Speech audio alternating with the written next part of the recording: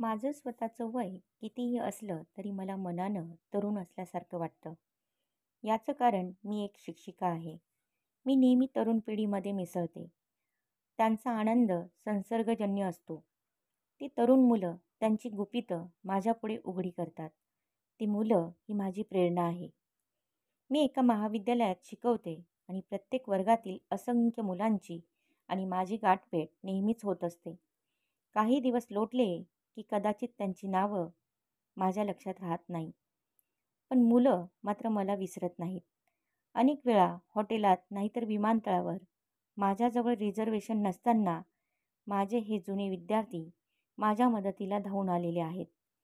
मी त्यांची प्राध्यापिका होते, ते त्यांच्या चांगलं स्मरणात असतं आणि मला जास्तीत जास्त मदत करण्याचा त्यांचा प्रयत्न असतो. माझ्या जुन्या विद्यार्थ्यांना भेटून त्यांच्याशी बोलून मला अत्यानंद होतो. जुनी वाईन, जुन्या आठवणी आणि जुने विद्यार्थी खरंच अनमोल असतात. सुमारे 10-12 वर्षापूर्वीची गोष्ट असेल. मी पदव्युत्तर अभ्यासक्रम शिकणाऱ्या विद्यार्थ्यांना कम्प्युटर सायन्स शिकवत असे. त्या विशिष्ट बॅचमध्ये अत्यंत बुद्धिमान असे काही विद्यार्थी होते. त्यांच्यातील दोघे म्हणजे अशोक आणि अनिता. ते दोघे मला खूप आवडत. दोघेही अत्यंत अभ्यासू आणि मेहनती होते. पदवीधर झाल्यावर दोघेही एक दिवस मला भेटायला आले. त्यांना पुढे प्राध्यापक व्हायचं होतं. शिक्षण क्षेत्रात पडायचं होतं. त्यांना माझं मत हवं होतं. जर तुम्हाला खरोखरच शिकवणं इतकं आवडत असेल, त्याविषयी अत्यंत प्रेम, उत्कटता असेल, तर जरूर शिक्षण क्षेत्रात शिरा. आज सॉफ्टवेअर इंडस्ट्रीमध्ये तुम्हाला दोघांनाही खूप मोठ्या पगाराच्या नोकऱ्या मिळू शकतील. एवढा पैसा कोणत्याही कॉलेजात शिकून तुम्हाला मिळणार नाही. पण काही झालं तरी कॉलेजात शिकून जे मानसिक समाधान मिळतं, त्याची तुलना पैशाशी करताच येणार नाही. पण जर तुम्हाला शिकवायला आवडत नसेल आणि तरीही तुम्ही शिकवायला सुरुवात केलीत, तर ती मात्र मोठीच चूक होईल. जर एखाद्या डॉक्टरांच्या हातून चूक झाली तर त्याच्या रुग्णाला मूठमाती मिळते. जर एखाद्या न्यायाधीशांनी चूक केली तर एक माणूस वरती जातो. पण जर एखाद्या शिक्षकाने चूक केली तर मात्र त्याच्या संपूर्ण वर्गावरच त्याचा परिणाम होतो. त्या सर्व मुलांच्या भविष्यावर परिणाम होतो. तरीही अनिता आणि अशोक अध्यापनाच्या क्षेत्रातच शिरले. काही दिवसांनी त्या दोघांनी लग्न केलं. मी त्यांच्या लग्नाला जाऊन त्यांना मनापासून शुभ आशीर्वाद दिले. आता ते दोघेसुद्धा माझ्यासारखे प्राध्यापक झाले होते. काही दिवस लोटले आणि त्यांना मुलगी झाली. अशोकने स्कूटर घेतली. त्यांचं छोटंसं कुटुंब सुखी होतं. त्यांनी 2 बेडरूमचं घर भाड्यानं घेतलं होतं. कोणत्याही सुशिक्षित मध्यमवर्गीयांप्रमाणे त्यांचा संसार सुखानं चालला होता. अशोकची विधवा आई त्यांच्याकडेच राहत असे. एकंदर सगळं आयुष्य सुखासमाधानात चाललं होतं, आनंदात चाललं होतं. आता अनिता आणि मी सहअध्यापिका होतो. पण आमच्या दोघींच्या वेळा वेगवेगळ्या असल्याने आमची भेट क्वचितच होत असे. एक दिवस ती मला कॉम्प्युटर लॅबमध्ये भेटली. ती काळजीत दिसत होती. चेहऱ्यावर दुःखाची छटा होती. मॅडम, घर मालकाला आमचं घर परत हवं आहे. मला वाटतं दुसरं कुठलं घर आता भाड्यानं घ्यायचं म्हटलं तर दरवेळी हे असंच होणार. त्यापेक्षा स्वतःचं घर असलेलं बरं. आता माझी मुलगीसुद्धा मोठी झाली आहे. आता तिचं शाळेत नाव घालायला हवं. आमच्या दोघींच्या वेळा जमत नाहीत. त्यामुळे मला काही तिला स्कूटरनं सोडता येणार नाही. माझ्या सासूबाईंचं वय झालंय. त्यांना संधिवाताचा त्रास आहे. घरात त्यांच्या मदतीसाठी एक बाई ठेवायला हवी. इतके खर्च सारखे पुढे येऊन उभे राहतात. मला तिची समस्या कळली. मी मान हलवली. अखेर माझ्या तरुणपणी या सर्व अडचणींना मलाही तोंड द्यावं लागलंच होतं. ती पुढे म्हणाली, मी एका सॉफ्टवेअर कंपनीत जॉब घ्यायचं ठरवलं आहे. म्हणजे मला बराच जास्त पगार मिळेल. अशोकला शिकवताना खूप आनंद मिळतो. त्याला आपलं शिक्षणाचं क्षेत्र सोडायचं नाही आहे. पण आमच्या दोघांपैकी एकाला तरी जास्त पगाराची नोकरी धरायलाच हवी ना. मग ती दोघांपैकी कोण धरतो हे काय महत्त्वाचं आहे का? अशोकमध्ये आणि माझ्यात काय फरक आहे? आम्ही दोघं एकच आहोत ना. मग दोघांमधला कोण किती पैसा मिळवतो याला काय महत्त्व आहे? अशोकचाही मला पाठिंबा आहे. तो अत्यंत समजूतदार पती आहे. माझ्या सासूबाईसुद्धा खूप मोठ्या मनाच्या आहेत. मी सॉफ्टवेअर कंपन्यांकडे अर्ज लिहायला सुरुवात केली आहे. मी रेफरन्स म्हणून तुमचं नाव लिहू का? अनिताचे विचार तर्कसुसंगत व्यवहारी होते. तिनं माझं नाव रेफरन्स म्हणून दिलं तरी चालेल असं मी तिला सांगितलं. तिला नोकरी मिळाली. तिनं मला फोन करून माझे आभारसुद्धा मानले. 3 वर्षानंतर तिनं मला ईमेल पाठवून तिच्या घराच्या वास्तुशांतीसाठी बोलावलं. मला खूप आनंद झाला आणि मी कार्यक्रमाला गेले. तिचं घर छोटंसं 3 बेडरूमचं पण सर्व अत्याधुनिक सोयींनी युक्त असं होतं. ती खूप आनंदात दिसत होती. आत्मविश्वासानं तिचा चेहरा उजळला होता. बाकीचे सर्व पाहुणे गेल्यावर माझ्यापाशी निवांत बोलण्यासाठी ती बसली. मॅडम, माझ्या मेहनतीचं हे फळ आहे. या घरासाठी पै करून मी पैसे जमवले आहेत. आज आता हे घर आमचं स्वतःचं आहे. इथून आता कुणी आम्हाला जा म्हणून सांगणार नाही. छान. तुझी नोकरी कशी चालली आहे? फारच छान. खूप कष्ट पडतात. पण मला माझं आवडतं काम मिळालं आहे. 3 वर्षात त्यांनी मला ग्रुप लीडर केलं आहे. माझ्या हाताखाली 5 माणसं आहेत. मला खूप वेळ काम करावं लागतं. कंपनीनं मला 2 वेळा अमेरिकेलाही पाठवलं आणि प्रत्येक वेळेस 3-3 महिन्यांसाठी. अगं, पण तू तुझ्या मुलीला सांभाळून हे सारं कसं जमवतेस? माझ्या सासूबाई आणि कामवाली मिळून मुलीचं सगळं करतात. माझी कामाची बाई फार चांगली आहे. शिवाय लक्ष ठेवायला अशोक असतोच ना. काही दिवसानंतर अनिता मला जयनगरमध्ये दिसली. ती ओपेल ॲस्ट्रा गाडीतून चालली होती. बरोबर तिची कामवाली बाई पण होती. बाईच्या अंगावर तर भरपूर झकपक असे कपडे होते. ती अनिताच्या 5 वर्षाच्या मुलीचा हात हातात धरून बसली होती. मला पाहून अनिताला खूपच आनंद झाला. पण तिचा एकूण अवतार पाहून मला मात्र फार आश्चर्य वाटलं. ती आता खूप वेगळी दिसत होती. तिच्या अंगावर भारी साडी होती. कानात हिरे चमकत होते. हातात किमान डझनभर तरी सोन्याच्या बांगड्या होत्या. चेहऱ्यावर तर इतकी रंगरंगोटी होतीच की विचारू नका. पण त्यातूनही नव्याने उमटलेली उर्मटपणाची जाग लपत नव्हती.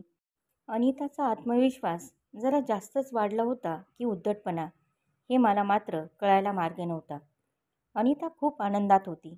मला म्हणाली, मॅडम, मला माझ्या कंपनीनं एम्प्लॉई स्टॉक ऑप्शन दिले होते. त्यापैकी काही विकून मी ही गाडी विकत घेतली. मी माझ्या संपूर्ण कुटुंबाला, अगदी माझ्या या कामवाल्या बाईलासुद्धा सुट्टीसाठी सिंगापूरला घेऊन गेले होते. आता पुढच्या वेळी जेव्हा मी अमेरिकेला जाईन तेव्हा माझ्याबरोबर चल असं अशोकला म्हणते आहे. मुलीला पण घेऊन जाण्याचा विचार आहे. कंपनी माझ्यावर अवलंबून असलेल्यांचा सर्व खर्च देईलच. छान झालं की नाही? हो, फारच छान. पण कुठेतरी काहीतरी मला आता खटकत होतं. आणि अशोक कसा आहे ग? आता तिचा आवाज जरा बदलला. कुठेतरी दुःखाची छटा उमटली. ती म्हणाली, तो अजूनही कॉलेजातच आहे. तेच ते जुने पुराणे विषय शिकवतोय. नुकतीच त्याला बढती मिळाली. जेमतेम 500 रुपये वाढले. मॅडम, तुम्ही तरी या अशोकला काहीतरी सांगा. तो खरंच फुकट त्या कॉलेजात नोकरी करून आपलं आयुष्य वाया घालवतोय. त्याला तर माझ्यापेक्षासुद्धा कितीतरी चांगली नोकरी मिळेल. तो माझ्याहून कितीतरी बुद्धिमान आहे. पण तो मुळी माझं काही ऐकतच नाही. त्या शिक्षण क्षेत्रात काम करून त्याच्यातली स्पर्धात्मक भावनाच संपुष्टात आली आहे. अनिता, प्रत्येकजण सुजाण असतो. आपल्याला काय हवं ते ज्याचं त्याला समजतं. पण माझ्या या उत्तरानं तिला मुळीच आनंद झाला नाही. पुढे काही दिवसानंतर प्राध्यापकांच्या एका कार्यशाळेत माझी व अशोकची गाठ पडली. जेवणाच्या सुट्टीत बोलायला जरा मोकळा वेळ मिळाला. मॅडम, तुम्हाला माझ्या काही वैयक्तिक अडचणी सांगायच्या आहेत. त्याबद्दल प्रथम सॉरी म्हणतो. पण अनिता आणि मी आमच्या दोघांना कित्येक वर्षांपासून ओळखणाऱ्या फक्त तुम्हीच आहात. आम्हाला विद्यार्थी असल्यापासून तुम्ही पाहत आलात. नंतरही प्राध्यापक म्हणून ओळखतात.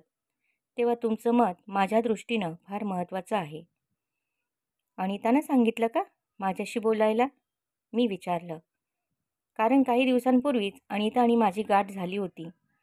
नाही, मला वैवाहिक जीवनात काहीच समाधान वाटत नाही. कित्येकदा वेगळं होण्याचा विचार मनात येतो.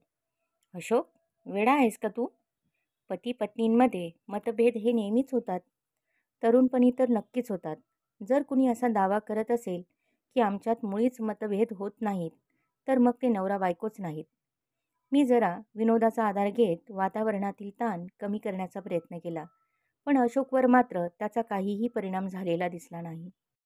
नाही मॅडम, अनिताला वाटतं तिचा जॉब फार महत्त्वाचा आहे, श्रेष्ठ आहे.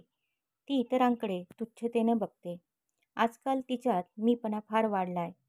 हे घर मी माझ्या पैशांनी घेतलंय. माझे एम्प्लॉई स्टॉक ऑप्शनचे शेअर्स विकून त्या पैशातून काय वाटेल ते विकत घेता येईल असं तिला वाटतंय. सॉफ्टवेअर कंपन्यांची आजकाल चलती आहे. त्यामुळे एम्प्लॉई स्टॉक ऑप्शन ज्यांना मिळाले त्यांचं खूपच भलं होणार आहे हे उघडच आहे. पण त्यामुळे आमच्या घरातलं वातावरण बिघडत चाललं आहे. आजकाल ती माझ्या आईशी सुद्धा पूर्वीसारखी आदरानं वागत नाही. का? मी वेड्यासारखा प्रश्न त्याला केला. कारण एखाद्या तरतरीत कामसूबाईला तिची जागा कधीही घेता येईल. अनिताला वाटतं मी वर्षभर घासून जेवढे पैसे कमावतो तेवढं तर तिला तिच्या शेअर्समधले अगदी थोडेसे विकूनसुद्धा कधीही मिळवता येतील. ती माझ्याहून कितीतरी वरच्या दर्जाची आहे असं ती मला सारखं सांगत असते. ज्या पत्नीचा हा असा दृष्टिकोन असेल तिच्याबरोबर मला आता राहणं शक्य नाही. पण अशोक, जर हेच बरोबर उलटं झालं असतं तर?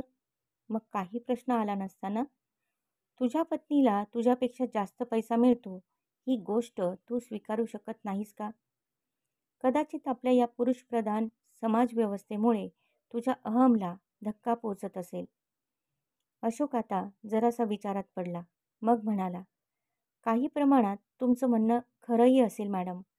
पण जरी याच्या विरुद्ध परिस्थिती असती आणि सर्व वेळ मी माझा पैसा असंच गाणं गायलं असतं तरी तिला वाईटच वाटलं असतं ना.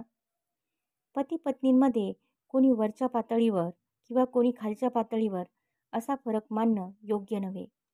पती पत्नींमधील कोणी एक दुसऱ्यापेक्षा जर जास्त पैसा मिळवतो म्हणून पहिल्याने त्याच्याबद्दल जरा जास्त आदरभाव दाखवला पाहिजे, ही गोष्ट योग्य आहे का? पण त्याहूनही मला सर्वात जास्त दुःख कशाचं होतं तर मी तिला जो काही आधार देऊ करतो त्याकडे ती पूर्णपणे दुर्लक्ष करते. जेव्हा लोकांना फार कमी काळात फार जास्त पैसा मिळून जातो तेव्हा लोकांचं वागणं बदलतं व ते अनितासारखे वागू लागतात. पैसा जरूर मिळावा पण तो हळूहळू, काही विशिष्ट कालावधीत तो जमला पाहिजे. म्हणजेच पैशाविषयी माणसाला आदर वाटतो. पुरुष असो की स्त्री, फार कमी वेळात फार जास्त पैसा हाती येणं ही गोष्ट धोकादायकच असते. दारूच्या बाबतीत होतं ना अगदी तसंच. त्यावर माझ्याकडे उत्तर नव्हतं. मी विचारांमध्ये बुडून गेले. पैसा हे एक दुधारी शस्त्र आहे. ते फळ कापायला वापरा, नाहीतर मनुष्यवध करायला. पैसा मिळवणं हे निश्चित महत्त्वाचं आहे. पण तो मिळवल्यावर तुम्ही कसे वागतात हे त्यापेक्षाही जास्त महत्त्वाचं आहे. जर अनिताच्या अंगात थोडी परिपक्वता असती तर आपल्या आजूबाजूच्या ज्या लोकांच्या सहकार्यामुळे व आधारामुळे आपल्याला हे यश मिळालं त्यांच्याविषयी तिला ऋण वाटलं असतं. तिनं त्यांचे आभार मानले असते. तिनं मी या शब्दाऐवजी आपण असे शब्द वापरले असते. तिनं खरं तर असं म्हणायला पाहिजे होतं, माझ्या नवऱ्याचा पाठिंबा होता म्हणूनच हे घर मी बांधू शकले. पण कदाचित हे माझं मत असेल. तरुण मुलामुलींच्या आयुष्यात पैसा कसा शिरकाव करतो आणि त्यांच्या आयुष्यातील आनंद कसा हिरावून घेतो हे मला खरं तर नीट माहीतच नाही.